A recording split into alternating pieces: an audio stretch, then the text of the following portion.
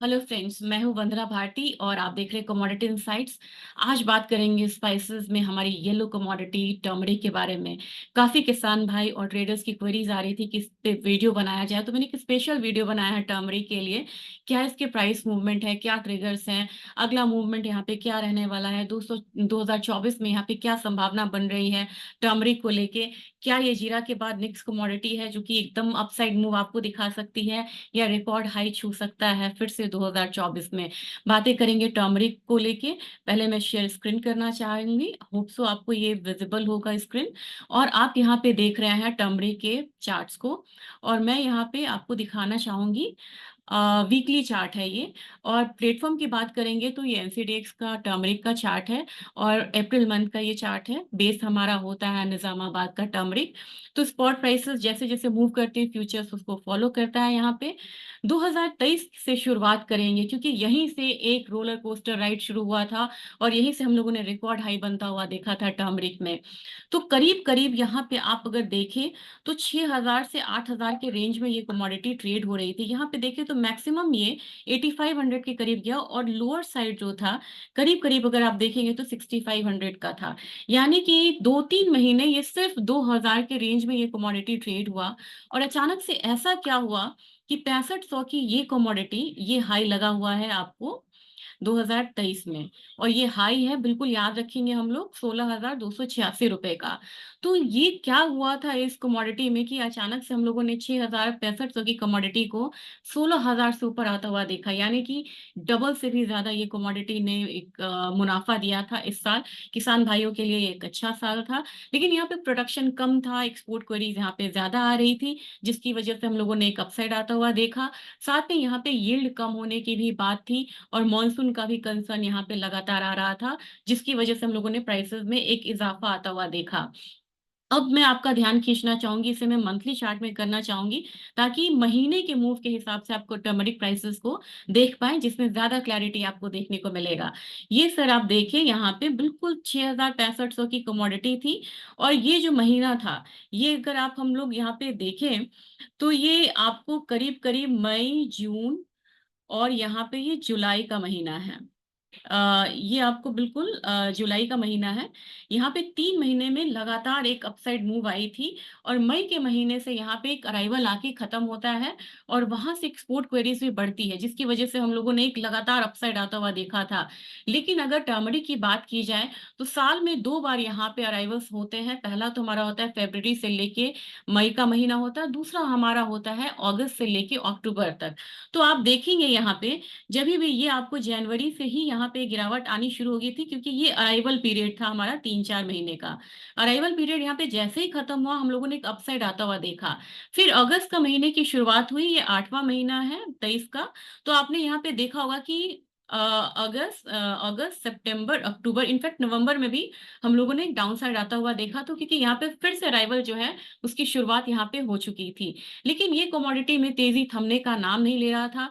16,000 की कमोडिटी एक बार नीचे की तरफ अराइवल प्रेशर से 12,000 के करीब आई, लेकिन फिर इसमें एक अपसाइड देखने को मिला। और यहाँ पे ये शुरुआत हुआ है, ये 2024 का जनवरी महीना है, ये फरवरी है, और ये मार्च है।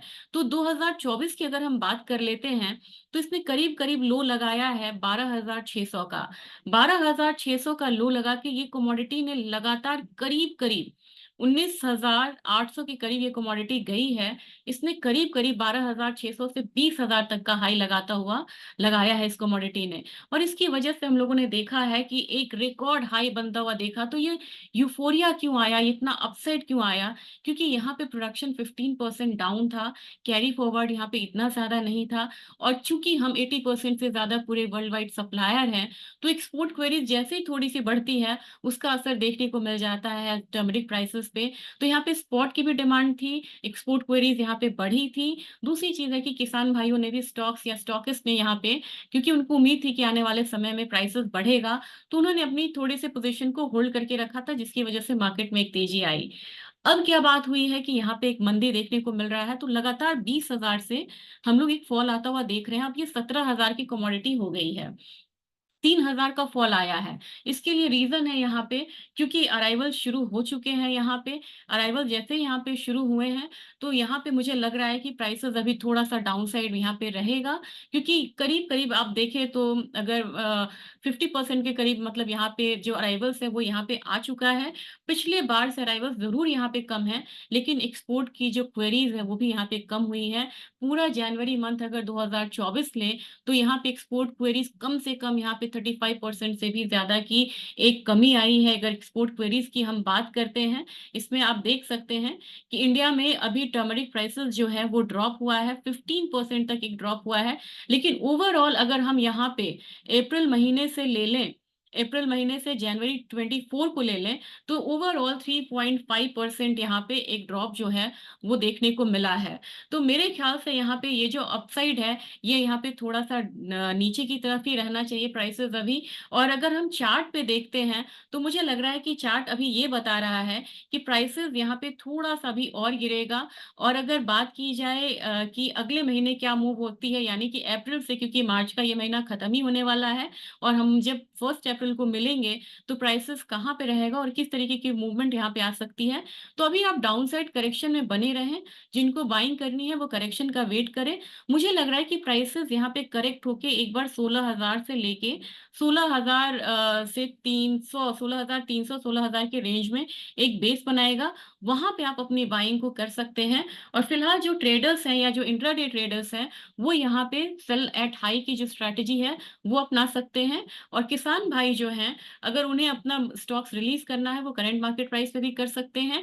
लेकिन अगर फर्दर उन्हें होल्डिंग कैपेसिटी है उनमें, तो यहाँ पे एक गिरावट के बाद फिर एक उछाल देखने को मिल सकता है, क्योंकि वेडिंग सीज़न की शुरुआत होगी। तो मैक्सिमम अपसाइड मुझे लग रहा है 18,000, 18,500 तक रहेगा फिलहाल में।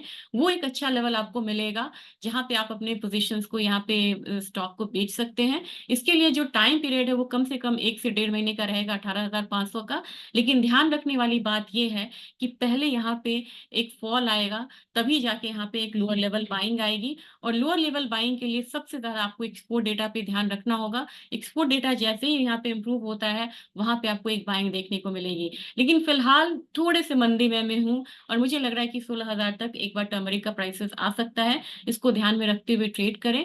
16,000 आए, वहाँ पे आप लिवाली कर सकते हैं और अपसाइड टारगेट आपको यहाँ पे 18,000 से लेके 18,500 तक का हो सकता है। तो मैंने ये वीडियो बनाने की कोशिश करी थी, सीज़नैलिटी के हिसाब से भी मुझे लग रहा है ये मार्च महीना एक तेज़ी का होता है, जो हम लोगों ने यहाँ पे देख लिया है। और फिर से तेज़ी बनेगी जब हमारा त्योहारी डिमांड्स के साथ-साथ यहाँ पे शादी का डिमांड जो है वो यहाँ पे आने लगेगा। तो तेज़ी तो रहेगी, लेकिन 16,000 से 16,500 पे तेज़ी करे, इस बात को बिल्कुल ना भूलें। और करंटली एक करेक्शन के लिए आप यहाँ पे तैयार रह सकते हैं। तो वीडियो के बारे में फीडबैक ज़रूर दीजिएगा। नेक्स्ट किस कमोडिटी पे आपको वीडियो चाहिए, ये कमेंट्स में ज़रूर यहाँ पे लिखें। Thank you.